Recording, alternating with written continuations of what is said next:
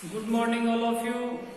आप सभी का हमारे YouTube चैनल पर हार्दिक स्वागत है।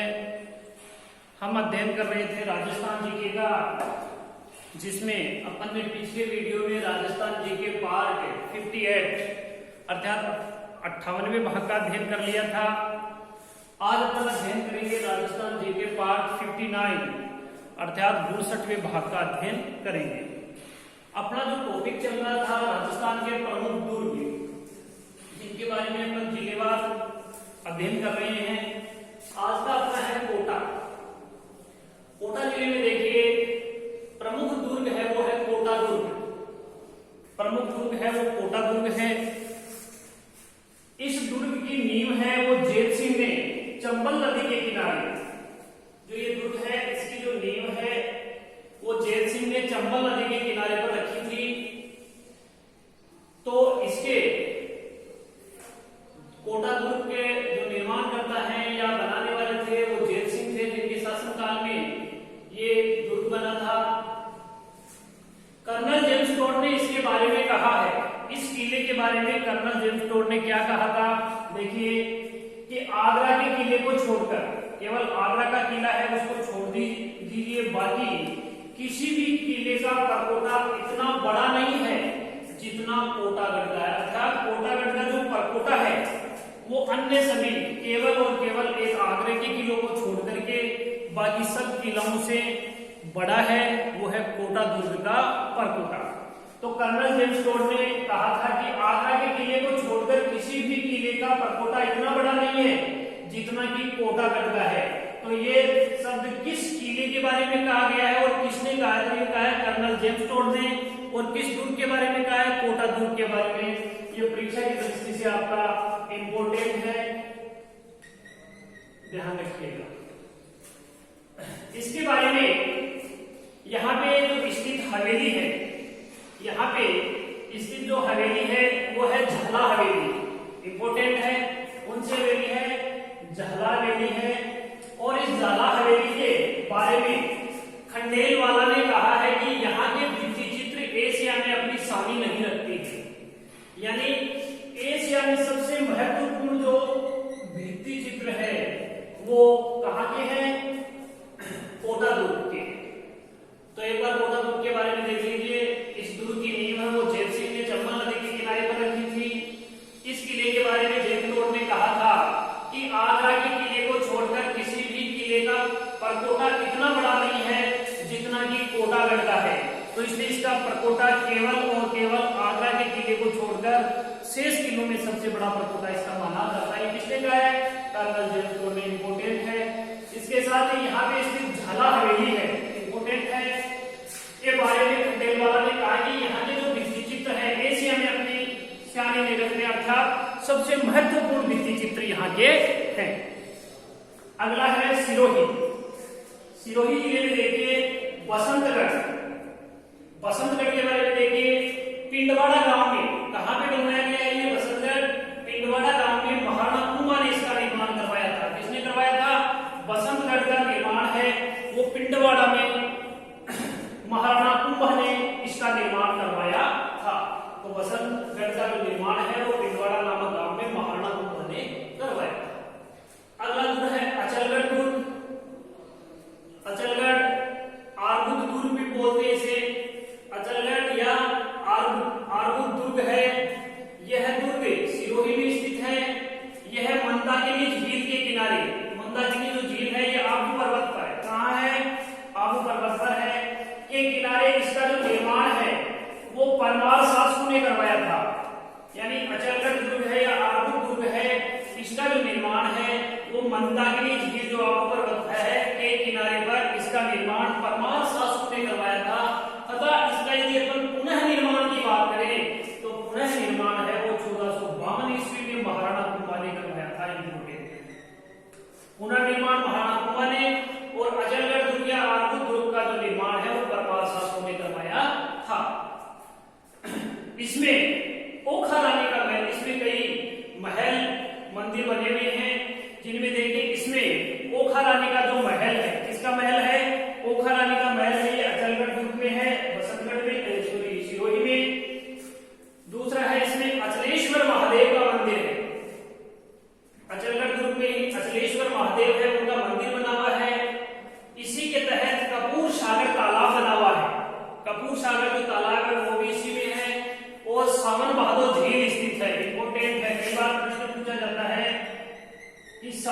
बहादुर झील कहाँ स्थित है? तो ये आपके अचलगढ़ दुर्ग सिरोही में हो जाएगा। तो यहाँ पे बसंतगढ़ के बारे में देखिए, ये पिंडवाड़ा गांव में महाराणा कुंभा ने इसका निर्माण करवाया था। फिर अचलगढ़ दुर्ग है या आबू दुर्ग है, ये मंदाकिनी झील आबू पर्वत पर, इसके किनारे इसका निर्माण परमार शासकों ने करवाया था। लेकिन इसके यदि पुनः निर्माण की बात करें तो 1452 ईस्वी में महाराणा कुंभा ने इसका पुनर्निर्माण करवाया था। इस दुर्ग में कई महल एवं अन्य चीजें जो बनी हुई है, जिसमें ओखा रानी का महल है, प्रसिद्ध महल है, अचलेश्वर महादेव का मंदिर बना हुआ है, कपूर सागर तालाब बना हुआ है और सामन बहादुर झील स्थित है, इंपोर्टेंट है। ये इस दुर्ग में बने हुए हैं। अब देखिए सामन बहादुर के बारे में कुछ इंपोर्टेंट चीजें हैं, वो देखिए। सामन बहादुर झील है, सामन बहादुर झील है, ये सिरोही के अचलगढ़ दुर्ग में है, ठीक है। सामन बहादुर झील की यदि अपन बात करें तो ये अचलगढ़ दुर्ग सिरोही जिले में है। सामन बहादुर महल की बात करें, सामन बहादुर महल की बात करें तो ये डींग भरतपुर में है। सामन बहादुर झील है वो अचलगढ़ दुर्ग सिरोही में है। सामन बहादुर महल की यदि बात करें तो डींग भरतपुर में है। और सामन बहादुर नहर की बात करें तो ये कोटा में है। और सामन बहादुर नामक दो कड़ाइयां हैं, सामन बहादुर नाम की दो कड़ाइयां हैं, ये करणी माता के मंदिर देशनोक बीकानेर में है।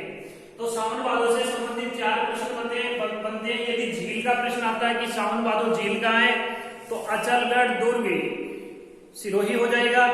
यदि सामन बहादुर महल का प्रश्न आता है तो डींग भरतपुर हो जाएगा। यदि सामन बहादुर नहर का प्रश्न आता है तो कोटा हो जाएगा।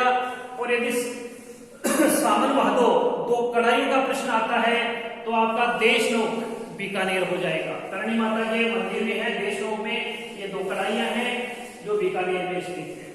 इसके बाद देखिए दौसा, दौसा में महत्वपूर्ण दौसा का किला है। यह है देवगिरी पहाड़ी पर, जो देवगिरी पहाड़ी है दौसा में, वहां पे सूप, सूप का मतलब होता है छाजला की आकृति का, जो छाजला होता है अनाज को साफ करने वाला, उसकी आकृति में ये स्थित है दौसा का किला। इसका जो निर्माण है ये गुर्जर प्रतिहार ने करवाया था तथा इसका भी पुनः निर्माण की बात करें तो महाराणा कुंभा ने करवाया था। तो दौसा का किला है, ये दौसा जिला में स्थित है। ये देवगिरी पहाड़ी पर सूप या छाजला की आकृति में बना हुआ स्थित है। इसका निर्माण है वो गुर्जर प्रतिहार शासकों ने करवाया था तथा इसका पुनः निर्माण है वो महाराणा कुंभा ने करवाया था। ये थे आपके आज के दुर्ग। एक बार फिर से देख लीजिए कोटा, कोटा का जो प्रमुख दुर्ग है वो कोटा दुर्ग है। इस दुर्ग की नींव जेल सिंह ने चंबल नदी के किनारे पर रखी थी। इसके बारे में कर्नल जेम्स टोड ने कहा है कि आगरा के किले को छोड़कर किसी भी किले का परकोटा इतना बड़ा नहीं है जितना कि कोटागढ़ का है। परीक्षा की दृष्टि से इंपोर्टेंट है। यहाँ पे स्थित झाला हवेली है, बड़ी इंपोर्टेंट है। इसके बारे में खंडेलवाला ने कहा है कि यहाँ के भित्ति चित्र एशिया में अपनी शानी नहीं रखते हैं, अर्थात इसके मुकाबले में एशिया महाद्वीप में भी आपको चित्र देखने को नहीं मिलते। इंपोर्टेंट परीक्षा की दृष्टि से। अगला है सिरोही, सिरोही जिले का है बसंतगढ़। बसंतगढ़ है जो दुर्ग है, किला बसंतगढ़ किला है, यह है पिंडवाड़ा गांव में। कहां पे? पिंडवाड़ा गांव में महाराणा कुंभा ने इसका निर्माण करवाया था। अगला दुर्ग है अचलगढ़ या आरबुद दुर्ग। यह जो दुर्ग है यह मंदाकिनी झील जो आबू पर्वत पर बनी हुई है उसके किनारे पर अचलगढ़ दुर्ग का निर्माण है वो परमार शासकों ने करवाया था। किसने करवाया था? परमार शासकों ने अचलगढ़ दुर्ग या आरबुद दुर्ग का निर्माण करवाया था। लेकिन यदि पुनः निर्माण की बात करें तो 1452 ईस्वी में महाराणा कुंभा ने इसका पुनर्निर्माण करवाया था। परीक्षा की दृष्टि से इंपोर्टेंट है। इसमें बहुत से महल एवं मंदिर, झील आदि बनी हुई है। इसमें ओखा रानी का महल बना हुआ है, प्रसिद्ध महल है ओखा रानी का महल। अचलेश्वर महादेव का मंदिर अचलगढ़ दुर्ग में बना हुआ है। कपूर सागर तालाब भी अचलगढ़ दुर्ग में बना हुआ है तथा सामन बहादुर झील वो भी अचलगढ़ दुर्ग में है। सिरोही इंपोर्टेंट इम्पोर्टेंट है। यदि अपन सामन बहादुर के बारे में बात करें तो इम्पोर्टेंट चीजें हैं, सामन बहादुर झील का प्रश्न आता है तो आपका सिरोही अचलगढ़ गुरु हो जाएगा। यदि सामन बहादुर महल की बात आती है, प्रश्न आता है तो डीन भरतपुर हो जाएगा। यदि सामन बहादुर नहर का प्रश्न आता है तो कोटा हो जाएगा। और यदि सामन बहादुर नामक दो कड़ाइयों की बात आती है, प्रश्न आता है तो करणी माता के मंदिर देशनोक बीकानेर में दो कड़ाइयां हैं जिनका सामन बहादुर नाम है। ये था सामन बहादुर के बारे में इम्पोर्टेंट। अगला किला है दौसा। दौसा में है महत्वपूर्ण, दौसा का किला है। यह किला देवगिरी पहाड़ी पर सूप यानी जो छाजला होता है अनाज साफ करने का, उसकी आकृति में स्थित है। इसका निर्माण है वो गुर्जर प्रतिहार शासकों ने करवाया था, लेकिन यदि पुनः निर्माण की बात करें तो इसका पुनः निर्माण महाराणा कुंभा ने करवाया था। ये थे आपके आज के दुर्ग। शेष दुर्गों का अध्ययन अपन अगले वीडियो में करेंगे। जब तक के लिए आप सभी का धन्यवाद। जय हिंद, जय भारत।